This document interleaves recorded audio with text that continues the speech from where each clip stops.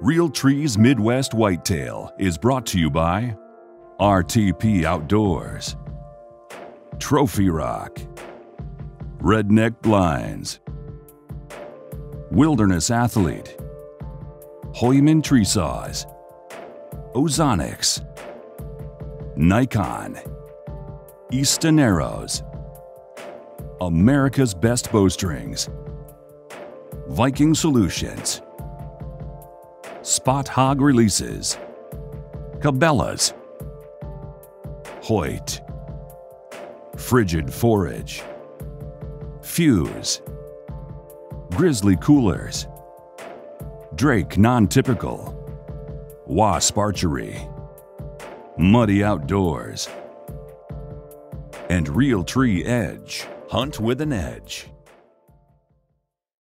It's the 9th of March today, and I'm out for a walk on the farm looking for some antlers. And I came upon a spot that I direct seeded acorns into back in 2007 or 2008. So I'm going to show you the spot real quick.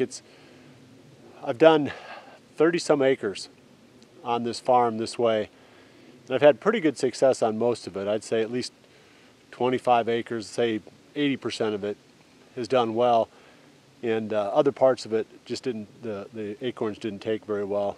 It has a lot to do with the soil conditions, and even more importantly, the condition of the acorns when you get them. So just something I wanted to throw out there as I'm walking along and looking at some things here that are looking for antlers that you might get a kick out of. If you notice, a lot of these small trees that I've got planted here are topped off by the deer. They've browsed the tops off, and Jesse Randall, when he was here on my farm when we were talking about that burn plan, he suggested that I go in and cut these trees off right at ground level.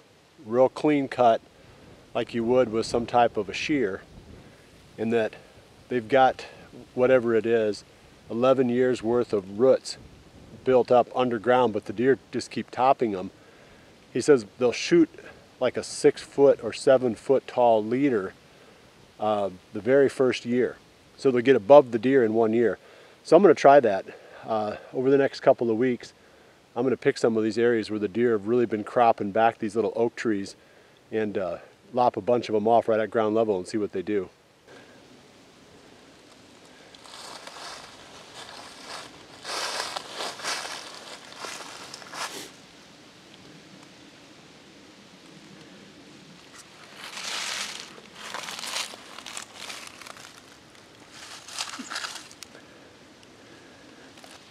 I almost stepped on this one.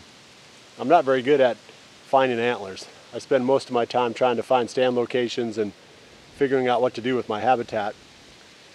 I'm going to look for a little bit longer here, and then I'm going to head back to the office. But today is the 10th of March. I think I said the 9th.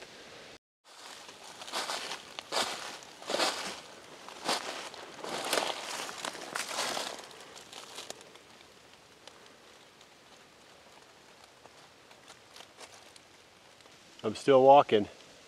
Right behind me is what I think to be a buck bed. I talked about doe bedding areas last week on the video blog, and they're characterized by clusters of beds.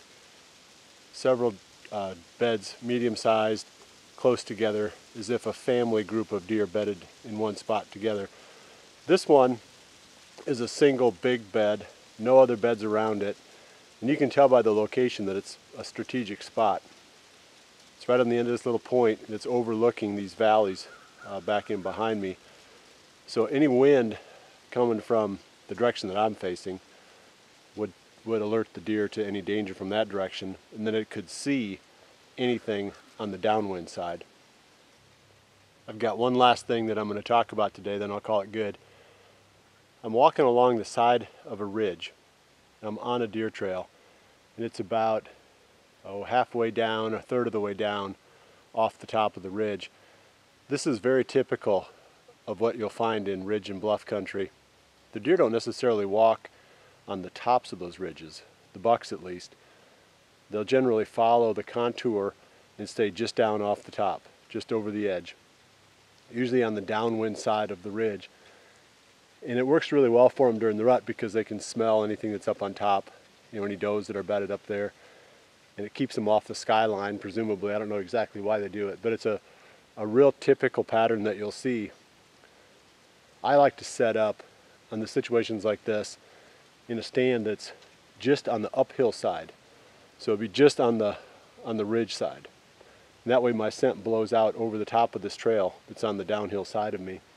And the deer on the uphill side, of course, don't smell me, and the deer on the downhill side don't smell me because my scent goes above their heads. So that's going to be it for today. I'm going to walk a little bit more, so I guess if I find another one or find another antler, I'll stop and show you, but I thought you might get a kick out of this spot.